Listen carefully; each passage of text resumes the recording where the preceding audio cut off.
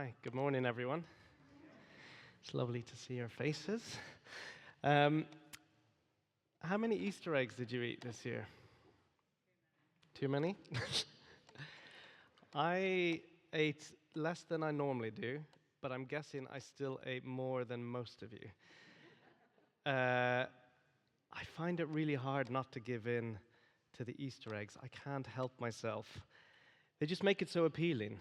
You know, first of all, the chocolate tastes better than other chocolate. You can never buy just one. They're always on offer. It's always buy 3 or buy 5 or buy 10. Way too many. That's right, Rachel. Way too many. And then when you start to eat the egg, you can't just eat half and leave the other half all alone, and the tinfoil never stretches back over it fully, and so you end up just eating more and more until it's all gone. And then the biggest catch of all with the Easter eggs is it starts in January. They've stretched Easter out. The eggs start appearing after the roses and celebrations from Christmas time are not even finished.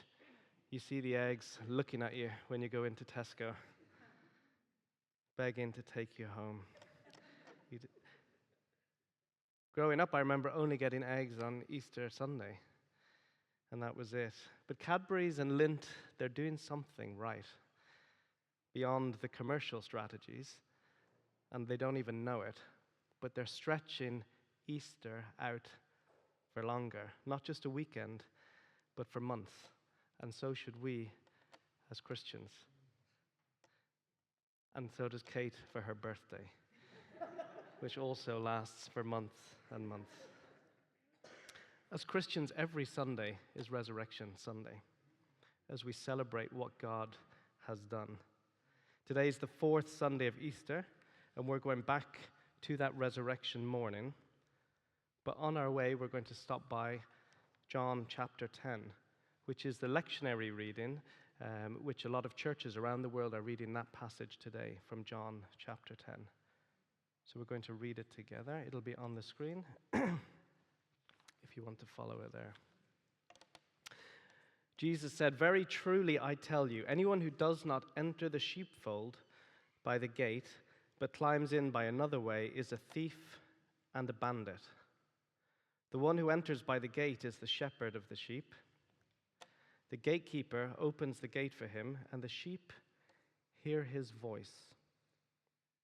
He calls his own sheep by name and leads them out.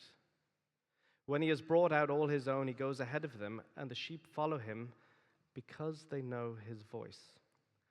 They will not follow a stranger, but they will run from him because they do not know the voice of strangers." Jesus uses this figure of speech with them, but they did not understand what he was saying to them. So again, Jesus said to them, "Very truly I tell you, I am the gate for the sheep. All who came before me are thieves and bandits, but the sheep did not listen to them. I am the gate. Whoever enters by me will be saved and will come in and go out and find pasture. The thief comes only to steal, kill, and destroy. I came that they may have life and have it abundantly. I am the good shepherd. The good shepherd lays down his life for the sheep." This is the word of the Lord. One of the highlights of my day is coming home from work, and when I step into the house and our daughter Alana hears my voice, she goes, "It's Daddy!" And it's the best feeling in the world. And she puts out her arms and she opens them up for me to come and give her a cuddle. And then Dylan goes, "It's..." But for those of you most of you know Alana, but she's our beautiful daughter. She's 10 years old, but she's blind. She cannot see. But she hears our voice. She knows our voice. She knows our footsteps. And just by hearing, she knows who it is. In our passage today, Jesus tells a story of a shepherd whose sheep know his voice and calls them by name. Animals have an amazing way of understanding their human companions. Fred and Ruth will remember this, but many years ago when this church met in Dublin, there was a pastor called Glyn Thomas who was blind, and he had a guide dog. I can't remember the dog's name. Nope. But the dog used to lead Glyn everywhere, and when he would get up to preach, the dog would bring him up to the pulpit, and as soon as he was finished his sermon and he said amen, his dog would stand up and bring him back to his seat, because the dog knew his voice. And sheep too know their master's voice. There's a scholar named Kenneth Bailey. He lived in Jerusalem for many years, and he wrote some really good stuff on shepherds in the Middle East. And he talks about what this passage talks about, which is shepherds leading from the front. So perhaps in our culture here in Europe and other places, maybe there's a sheepdog who's driving from the back and encouraging the sheep or threatening the sheep to get up. But in the Middle East, the shepherd will go out first and lead the way. And the shepherd will walk ahead and call their sheep. And the sheep will follow, because they have learned the shepherd's distinctive voice.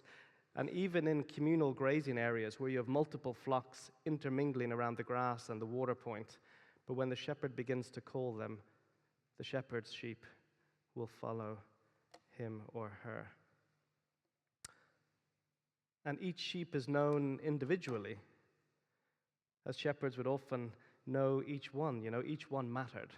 As we know from so many stories within the Bible where Jesus leaves the 99 to go and find the one, but the one matters, and he knows them and their funny characteristics, and sometimes would have personal names for those sheep, and the sheep would respond to their name being called, reinforcing this bond between shepherd and flock. Maybe there's a sheep who doesn't follow instructions very well. You might call it Kate. Or maybe there's a sheep with a receding wool line. You might call it Luke. I know it's rich coming from me. I'm more bold than he is. Or maybe there's two sheep who go everywhere together. They look like they're in love. You might call them Fred and Ruth. Maybe there's a sheep who dances every time the music starts. You might call it Clara. But every sheep has its name. And Jesus' teaching in John 10, it says, the sheep hear his voice. He calls his own sheep by name and leads them out. This teaching is rooted in real practice of shepherds and farmers. And so for those listening in that first century time, they would have understood it as an image of intimate care. And the shepherd's voice was also a signal of protection, that guiding the sheep through danger, through unfamiliar terrain, through communal sheepfolds where there are lots of different sheep from different flocks. But so long as that voice that you know is leading you, you're going to be all right. Sheep recognize the good shepherd's voice when he calls them by name. So all of that is in John 10, the passage of this good shepherd. And I was reading that this week as it was one of the readings for this morning. But in thinking about Jesus calling people by name, there's some other really powerful moments in John's gospel where Jesus calls them by name and something happens. In fact, very soon after John 10 and John 11, Jesus famously calls someone by name. As he stands at the tomb in Bethany, he cries out in a loud voice, "Lazarus, come out." And Lazarus gets up and walks out. He hears the shepherd's voice and follows from death to life. And then we skip on a little bit in John to John chapter 20, verses 11 to 16. And this is the account, part of John's account on Easter morning. And we'll read it together. It says, "But Mary stood weeping outside the tomb. As she wept, she bent over to look into the tomb, and she saw two angels in white sitting where the body of Jesus had been lying, one at the head and the other at the feet. They said to her, 'Woman, why are you weeping?' She said to them, "They have taken away my Lord, and I do not know where they have laid him." When she had said this, she turned round and saw Jesus standing there, but she did not know that it was Jesus. Jesus said to her, "Woman, why are you weeping? For whom are you looking?" Supposing him to be the gardener, she said to him, "Sir, if you have carried him away, tell me where you have laid him, and I will take him away." Jesus said to her, "Mary." She turned and said to him in Hebrew, "Rabboni," which means teacher. She doesn't recognize initially the resurrected Jesus, but when he calls her name, she sees him. She recognizes his voice, and her sorrow is turned into joy. Mary. It reminds me of that scene in The Lion, the Witch, and the Wardrobe, which I'm sure we all know because this is a big spoiler if you don't know, but everyone knows the story, right? Yeah, okay. But at the end of the book, where the stone table has been broken, and Lucy and Susan are the women weeping at the stone table because Aslan has died, and all of a sudden they hear his voice behind them, and he lives. They recognize his voice. These images from John's Gospel that are taking place outside tombs, outside places of grief and sadness and desolation, confusion and dashed hopes. Jesus calls people by name. They hear his voice, and hope is stirred. When I was pastoring in Jerusalem, Kate and I were living there, and we worked a lot with asylum seekers and refugees. And many of those refugees were from a country called Eritrea, which is in the Horn of Africa. And they were fleeing a dictatorship. And so many would leave Eritrea and they would go into Ethiopia, or they would go into Sudan, and they would try and make their way across North Africa and then cross the Mediterranean into Europe, or else they would cross the Sinai Desert trying to get into Israel. And perhaps you've seen on the news those awful images of boats capsizing in the Mediterranean, so often full of people who are just searching for a better life, and so many of them many are from Eritrea. And these men would leave, or men and women would leave Eritrea looking for somewhere to go, and initially they would pay people to help move them along, so to bring them from one point to another.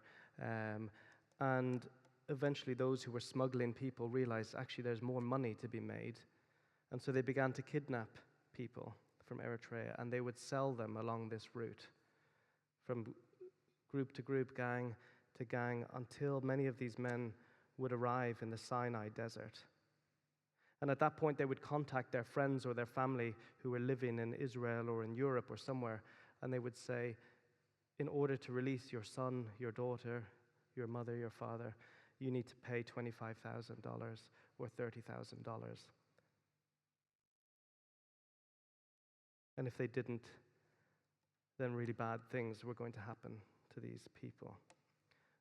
And so these were already vulnerable people who someone capitalized on their vulnerability and extorted their families for their freedom. And then once their ransom was paid, they would then drop them at the border with Israel, and they would often cross the border almost dead. And so we used to work with many people in this community, and that had been their story. And I remember being with two men who had been in these camps, and they bore the signs, the wounds of being in that environment, of having experienced torture, their bodies bandaged. And it was Easter. And so we invited two of these guys to join us for Easter service. Every Easter Sunday morning at the Garden Tomb in Jerusalem, the churches would gather to celebrate the resurrection. And we invited these two men to come along. And I don't think I will ever forget that moment and that experience of being in the Garden Tomb. And on this side is these two men who have been through the most unthinkable trauma almost to the point of death. And then over to the right-hand side is the empty tomb. Oh, Molly, maybe you have a picture there. I don't know if it's... oh, yeah, there's the garden tomb. And so we're standing there, and these men are on my left side with all of the damage and the hurt and the brokenness they've experienced. And then over to the right was the empty tomb where God turned death into life. There is trouble in the world that is too great for you or I to bear. And it's too great for you or I to fix. But there is no better place for people to be than at the empty tomb, where God turns death into life. The tomb is empty, but our hope is not. Our hope is rooted in the fact that Jesus was raised to new life, a new creation has begun, and God is making all things new. And that what God did for Jesus on Easter Sunday, God will do for all of us and all creation. Sometimes it's easy to think in those big stories of things that happen in faraway places. But what does resurrection hope look like here in the day-to-day? I was trying to think of examples last night. And I think resurrection hope changes the way that we look at the world. It changes the way that we live and move in our day-to-day interactions. A few years ago, I was upstairs in my office / Sunday school room, and believe it or not, there are times when pastors wonder, why am I doing this? That might come as a shock to you. But it was one of those days where I was like, what is going on? What is all this about? And I prayed that God would allow me to encourage somebody that day. Give me an opportunity to be an encouragement. I wanted to experience God using me as a pastor to bless people and to be an encouragement. And as I was leaving church that evening to go home, I was driving out and just going by the tennis courts, and I drove past a guy who I hadn't seen for years and years, a really old friend. And so I pulled in and I got out of the car. I was like, gave him a hug. I was like, it's great to see you. What's going on? And his life had fallen apart. And he was in the throes of addiction. And he was just in a really, really bad way. And so we chatted for ages, and we exchanged numbers again, and we began to reconnect and began to meet regularly together. And I remember one day we were walking down by the seafront in Greystones, and there's so much going on in his life. And I remember saying something along the lines of, you know, this isn't your future.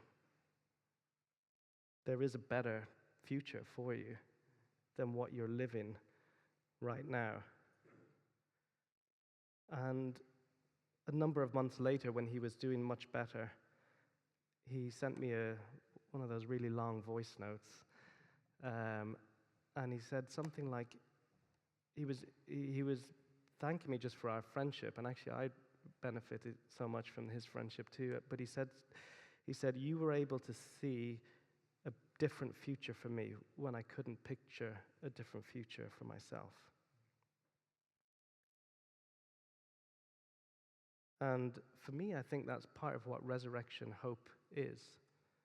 It's a hope that we carry around with us that says the situation that we are in or others are in doesn't have to be the way it is, but that God's victory offers a better way. And sometimes we have to carry that hope for other people because they can't see it themselves, or we need other people to carry that hope for us, that there is a better way. Because as Paul said, the same Spirit that raised Jesus from the dead dwells in you. And so the tombs in our lives and the tombs in this world, they don't have the last say. Whatever sorrow we experience, whatever stress you are holding, whatever deep sadness you carry, whatever fears are keeping you awake at night, whatever situation that seems too big for you, the Good Shepherd shows up at these tombs and calls us by name. My prayer is that each of us in these moments, we will hear the voice of the Good Shepherd calling your name and leading us out. Amen.